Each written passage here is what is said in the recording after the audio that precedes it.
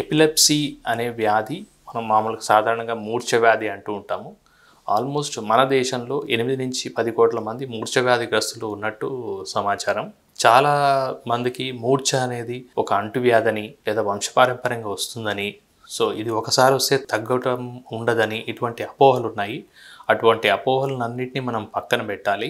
మూర్ఛ వ్యాధి అనేది బ్రెయిన్కు సంబంధించిన వ్యాధి.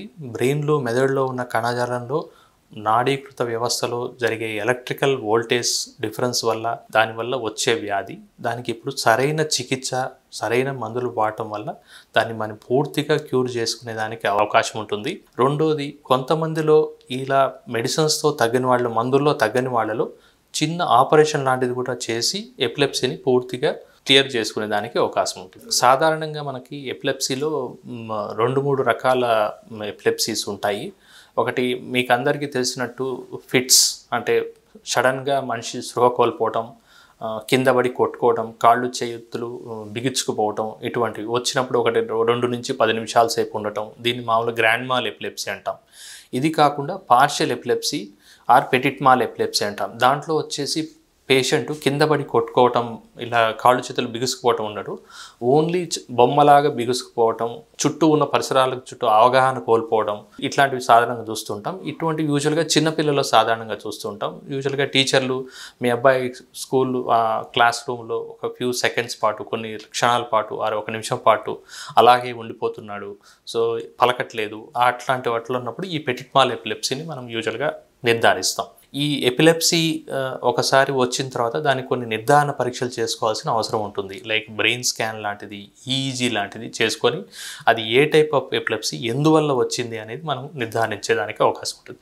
సాధారణంగా మన ఇండియాలో బ్రెయిన్ ఇన్ఫెక్షన్స్ వల్ల, అంటే కడుపులో ఉన్న చిన్నటి నులి పురుగులు లాంటివి, అట్లాంటి దాంట్లోనే ఒక టైప్ వచ్చి టీనియా సోలియం అంటాం. అలాంటిది కడుపులోంచి ఇన్ఫెక్షన్ బ్రెయిన్లోకి పాకటం వల్ల చిన్న ఇన్ఫెక్షన్ లాగా, రౌండ్ మార్క్స్ లాంటిది ఏర్పడి యూజువల్గా సాధారణంగా ఫిట్స్ వస్తుంటాయి.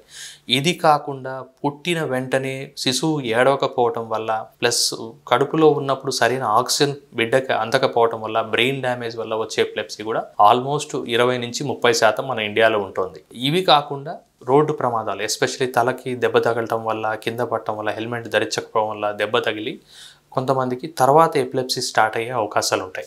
ఇటువంటి కారణాలు కాకుండా జెనెటిక్గా, అంటే జన్యుపరంగా వచ్చే ఎపిలెప్సీస్ కూడా కొన్ని ఉన్నాయి. అవి <5% ఆఫ్ పీపుల్లో ఉంటుంది. 5% కన్నా తక్కువ మందిలో ఇట్లా జెనెటిక్ ఎపిలెప్సీస్ ఉంటాయి. సో ఎటువంటి ఎపిలెప్సీ అయినా మన నిర్ధారణ పరీక్షలు చేసిన తర్వాత దానికి తగిన మోతాదులో, తగిన టైంలో, తగిన మందులు వాడాల్సిన అవకాశం ఉంటుంది.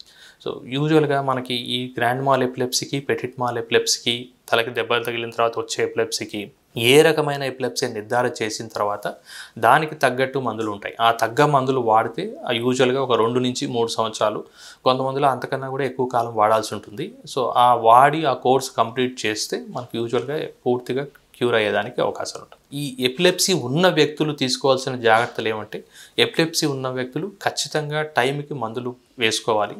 మందులు మిస్ అయినా, మందులు సరిగా వేసుకోకపోయినా అది మళ్ళీ వచ్చే అవకాశం ఉంటుంది. ఒక్కోసారి డోస్ మిస్ అయితే వచ్చే ఎపిలెప్సీ తీవ్రంగా వచ్చినప్పుడు వాళ్ళు ప్రమాదాల బారిన పడే అవకాశాలు ఉంటుంది. రెండోది, సరైన నిద్ర. వాళ్ళు ఖచ్చితంగా 7 నుంచి 8 గంటలు నిద్ర ఖచ్చితంగా పోవాలి. నిద్ర సరిపోకపోయినా, లేటుగా పడుకున్నా, నిద్ర మేలుకోవటం ఇలాంటివి జరిగిన వల్ల కూడా ఎపిలెప్సీ ట్రిగర్ అయ్యే అవకాశం ఉంటుంది. రెండోది, కొంచెం ఎక్కువ మొబైల్ ఫోన్స్ మాట్లాడటం, స్క్రీన్ టైం పెరగటం, లైట్స్, ఎటువంటి వాటి వల్ల కూడా కొంతమందికి, అంటే ఎస్పెషల్లీ ఈ డిస్కో లైట్స్, ఈ లో లైటింగ్, ఫ్లికరింగ్ లైట్స్, వీటి వల్ల కూడా ఫోటో సెన్సిటివ్ ఎపిలెప్సీస్ ఉంటారు. ఇవి కూడా ట్రిగర్ అయ్యేదానికి అవకాశం ఉంటుంది. సో ఈ మూల కారణాన్ని కనుక్కొని మనం ఈ జాగ్రత్తలు పాటిస్తే చాలా వరకు మనకి ఎపిలెప్సీ పేషెంట్స్ వాళ్ళ దినచర్యని తమ క్రమం తప్పకుండా పాటించుకుంటూ తమ హెల్త్ని చూసుకుంటూ ఉంటే ఎటువంటి ప్రమాదం ప్రాబ్లమ్స్ ఉండే అవకాశం ఉండదు. ఇంకొక ముఖ్యమైన విషయం అంటే, ఎపిలెప్సీ వచ్చిన వాళ్ళు పెళ్లికి అనర్హులని, పెళ్లి చేసుకోవడం వల్ల వాళ్ళకి పుట్టే పిల్లలకి ఎపిలెప్సీ వస్తుందని ఇటువంటి అపోహలు ఉంటాయి. ఇది పూర్తిగా కాదు, పూర్తిగా తప్పుడు సమాచారం. ఎపిలెప్సీ ఉన్నవాళ్ళు పెళ్ళి కానీ, వాళ్ళ వైవాహిక జీవితాన్ని కానీ ఎటువంటి ఇబ్బందులు ఉండవు. వాళ్ళు నార్మల్ పీపుల్ లాగానే పెళ్లి చేసుకోవచ్చు, పిల్లల్ని కనొచ్చు. ఆ ఎపిలెప్సీ వాళ్ళ సంతానికి వస్తుందన్న అవకాశాలు కూడా చాలా తక్కువ, ఉండవు కూడా. ఇటువంటి అపోహలన్నీ మనం తీసేసి ఖచ్చితంగా డాక్టర్ సలహాలు పాటించి నిర్ధారణ చేసిన తర్వాత ఖచ్చితమైన మందులు వాడితే చాలా మందికి పూర్తిగా క్యూర్ అయ్యేదానికి అవకాశం ఉంటుంది.